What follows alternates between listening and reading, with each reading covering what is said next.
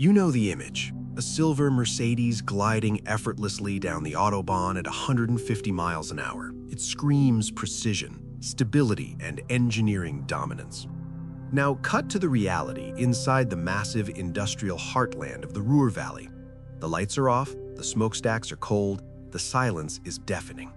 For decades, the world bought the story that made in Germany was the gold standard of economic genius.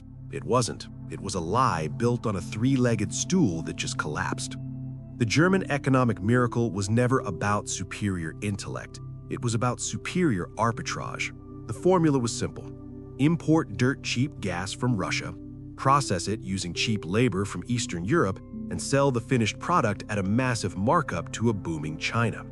That trade is gone. If you are currently holding euros in your investment portfolio, or if you are still romanticizing the European dream, you need to wake up. We are not here to talk about politics. We are here to talk about energy mathematics. And the math says the engine of Europe didn't just stall, it is seizing up right before our eyes. Let us look at the patient chart. The Purchasing Managers' Index, or PMI, is the pulse of a manufacturing economy. A number above 50 means growth. A number below 50 means contraction. Germany has not just dipped below 50, it has been drowning underwater for a record-breaking duration. Industrial production is still sitting lower than it was before the pandemic. While the rest of the world recovered, Germany stayed sick.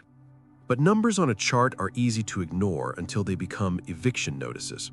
That brings us to why we are talking about this right now. Volkswagen. For 87 years, since its founding, Volkswagen has never closed a factory on German soil. It was an unwritten social contract. You work for VW, you are safe. That contract just burned. Management is now openly discussing shutting down domestic plants. This is not just business news. This is a cultural earthquake. It's like McDonald's announcing they will stop selling burgers in America. It signals that the business model is fundamentally broken. Think about the tools in your garage. You know that feeling when you pick up a heavy Bosch drill? It feels solid, it feels reliable. That is the physical manifestation of German engineering. But now, look at the invisible cost behind that drill. The electricity required to machine that steel, to mold that plastic. Industrial electricity prices in Germany are roughly 3 times higher than in the United States. Let me repeat that, 3 times higher. It does not matter how efficient your engineers are. It does not matter how disciplined your workers are. There is no drill bit on Earth sharp enough to bore through a 300% cost disadvantage.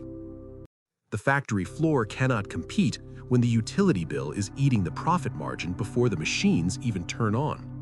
Imagine the entire German economy as a high-performance Formula One race car. It's a marvel of engineering. It's precise. It's fast. But it was designed to run on a very specific fuel mixture, cheap energy. For 20 years, that fuel was pumped directly from Siberian gas fields into German factories for pennies on the dollar. And the track it drove on? That was the smooth pavement of unchecked globalization, where trade barriers were low and hungry markets were everywhere. But here's the problem with building a Formula One car. It's useless off-road. And right now, the pavement has crumbled into a dirt road full of potholes called trade wars and tariffs. Even worse, the fuel station is closed. Germany is now trying to run that high-performance engine on liquid natural gas shipped from across the ocean at 5 times the cost. You cannot win a race when you're paying 500% more for gas than the guy in the lane next to you, especially when that guy is driving a cheap, mass-produced Chinese electric vehicle that runs on batteries he made himself. This was not an accident. This was a design flaw. It's called Energiewende, the energy transition. The plan sounded noble, go green, but the execution was strategic suicide. Germany decided to shut down their nuclear power plants, their safest and most reliable source of energy, before they had the renewable infrastructure to replace them. They essentially threw away their umbrella because they hoped it would stop raining. It did not stop raining. Now, we need to be precise here. If you run a digital marketing agency in Berlin or a small software firm, you might survive this. The light staying on costs a bit more, but it doesn't break you. But Germany is not an app economy. It's a stuff economy. It's chemicals, it's steel, it's heavy machinery. These are industries where energy is not just a utility bill, it's the raw material. When you make the raw material unaffordable, you don't just lower profits, you make the existence of the industry mathematically impossible. It's easy to point fingers at the usual suspects. You want to blame the Kremlin for turning off the tap. You want to blame Beijing for flooding the market. But if we're performing an honest autopsy here, the killer is not a foreign dictator. The killer is inside the house. The villain of this story is hubris, German hubris. For a generation, the political and business elite in Berlin convinced themselves that they had solved the puzzle of history. They believed they could lecture the rest of the world on environmental morality while completely ignoring the basic laws of physics. They bet the entire farm on a philosophy known as Wandel durch Handel, change through trade. The theory was simple. If you buy enough gas from a rival and sell them enough cars, they become your friend. They believed commerce would prevent conflict. They were wrong, and instead of an insurance policy, they bought a suicide pact. Now, I can hear the comments section already. You are screaming, "You are exaggerating. Germany is still the third largest exporter on the planet." You are absolutely right. The numbers are huge, but you need to look at what they're exporting. Germany is busy exporting the past. They are the undisputed kings of the internal combustion engine in a world that is legislating them out of existence. They are the masters of complex mechanical engineering in a world that now values software simplicity. It is like being the world's best manufacturer of high-quality typewriters in 1995. The machine is beautiful. The keys strike with perfect precision, but everyone else is buying a computer. Germany is holding a winning hand in a game that nobody is playing anymore. Their dominance is locked inside dying technologies. And this is the ultimate irony. We're raised to think of Germany as the land of cold, hard logic, the land of scientists and engineers who measure everything to the millimeter. Yet, when it came to the most critical decision of the century, their energy infrastructure, they abandoned logic entirely. They shut down nuclear power, the only scalable source that could have saved their heavy industry, not because of math, but because of fear. The most rational nation on Earth made an emotional decision, and now the bill for those feelings has arrived.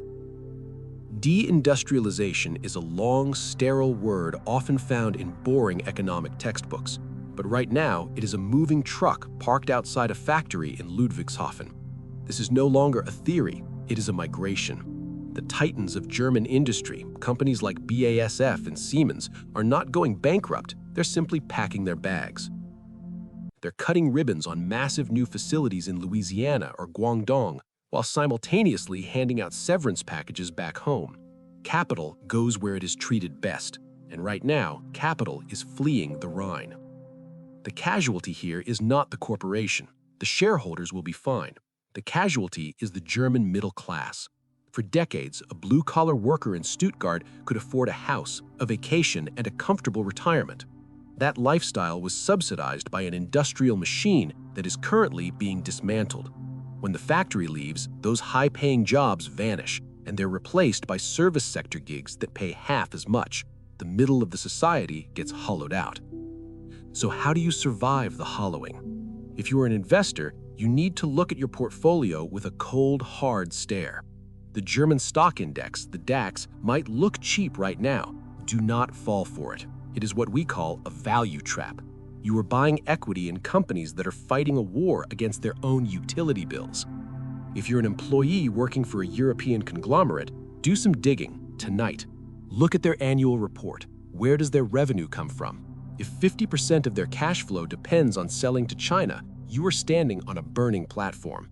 The Chinese are not buying German machines anymore. They're building their own. Your job security is tied to a customer who no longer needs you. Here is your protocol for the next 7 days. Do not just sit there and worry.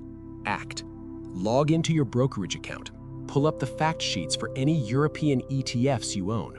Look at the sector breakdown. If you see an allocation to industrials that is higher than 20%, you have a problem. You are exposed to a systemic risk you cannot control. Consider reallocating that capital to markets that actually have their own energy, like the United States.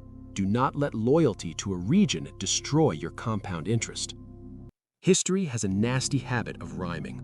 Back in the late 1990s, economists branded Germany with a humiliating nickname, the sick man of Europe.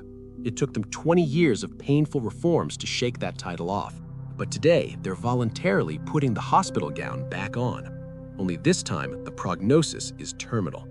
When they were sick in the 90s, they had a cure. They had the fall of the Berlin Wall and a hunger to expand into Eastern Europe. They had youth. Today, that expansion is over. The population is graying. There are no young workers coming to save the pension system. There is no new market waiting to be discovered next door. The sick man is back, but this time he's old and he's running out of options. There's a fundamental economic lesson here that the bureaucrats in Brussels seem to have forgotten. You cannot build a wealthy civilization just by printing currency and writing thousands of pages about the curvature of cucumbers. You have to actually make things. You have to transform raw materials into valuable goods. Real wealth comes from production, not paperwork. When you make the act of production impossible through suicidal energy policies and suffocating taxes, prosperity doesn't just hang around out of loyalty. It packs its bags and buys a one-way ticket to a jurisdiction that actually wants it. Germany is learning the hard way that you can't regulate your way to a dynasty. The sun is setting on the Rhine, and it's getting cold. Make sure you are subscribed to this channel because while the lights are flickering in Europe, they're turning on somewhere else. You need to know where the sun is rising so you can move your assets there before the darkness settles in.